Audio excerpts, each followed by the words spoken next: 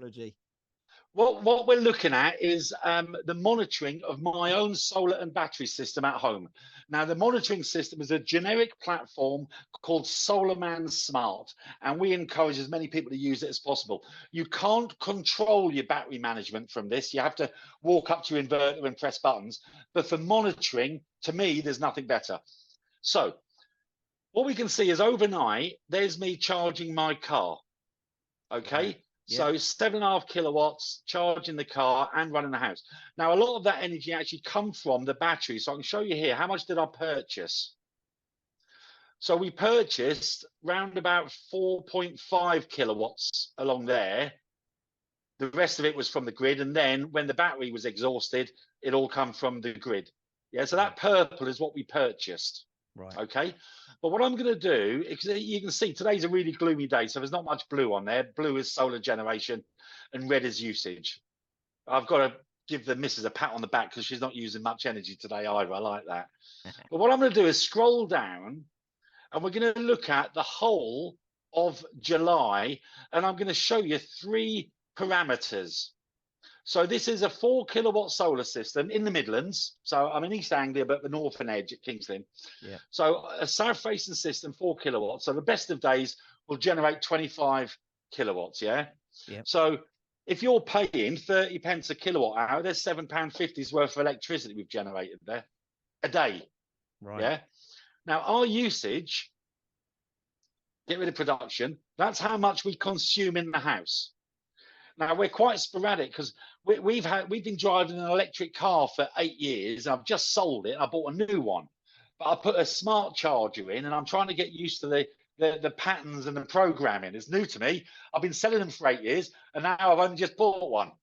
So what you're going to see next will blow you away. This is how much energy we purchased because of the solar and the batteries.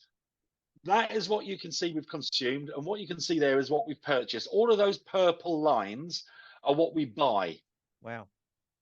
Well, you can see when I got the new car charger put in on the 21st. Yeah. Because I played with it for 2 days there, and I played with it for 2 days because the last 2 days I've been playing with it.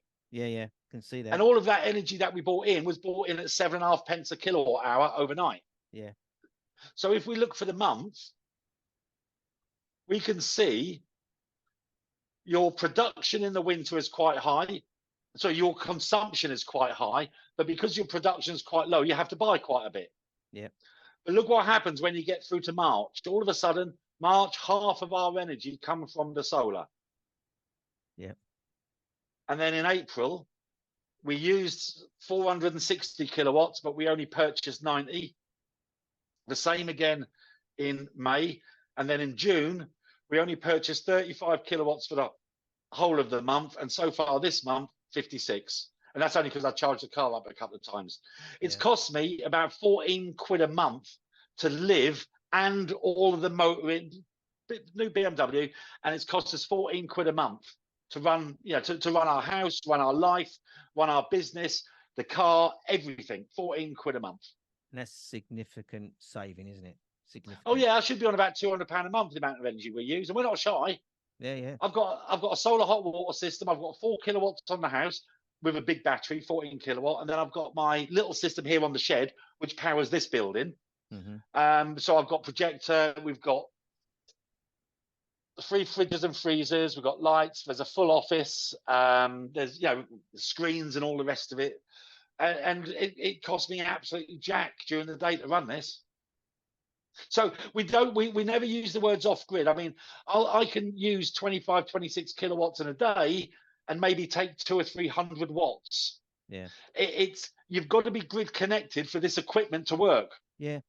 It's grid tied equipment. So, you can run free or independent of grid electricity.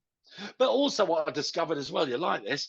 So I'd had my batteries for about 5 years, and I was going to bed in the summer months with 50, 60% still in the battery. And I was waking up and I'd taken maybe 1 or 2 kilowatts from the grid.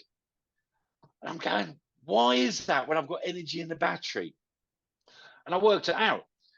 I was a really low energy user. When you're using 80 watts or less, which is my background load, the inverter wasn't triggering and switching on. There's a threshold where it triggers to open up. So ironically, I've now got to use more energy overnight that I don't want to use, just purely to make sure that it comes from the battery. So we're putting 4 or 5 fans on, we're putting things on overnight we wouldn't normally do, just to use energy to make sure it comes from the battery rather than the grid. Right. So there's a lot of, at the moment, you're having to think a lot rather than it being too smart, but the technology's going in a direction to be more smarter, do you think? Yeah, I've got a lot of customers that use something called Home Assistant. Are you aware of it? No, I'm not. I'm not. Don't go down that rabbit hole. Not at your age, mate. Not at my age. It's for younger people than us, trust me.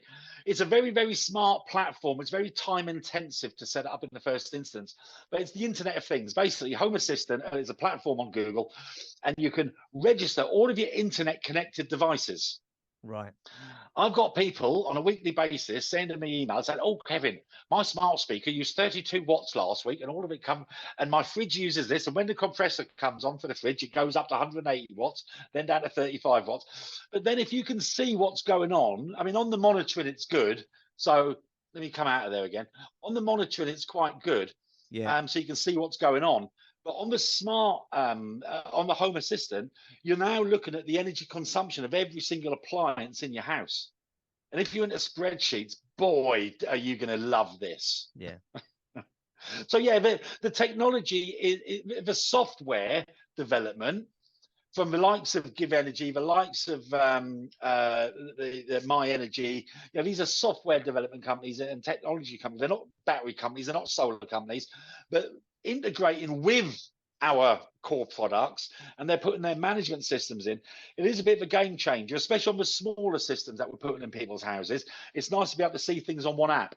Yeah. But if someone's got a really, really big high energy demand and a single phase power supply, those single phase inverters only go up to a certain size. So that's where we go over to things like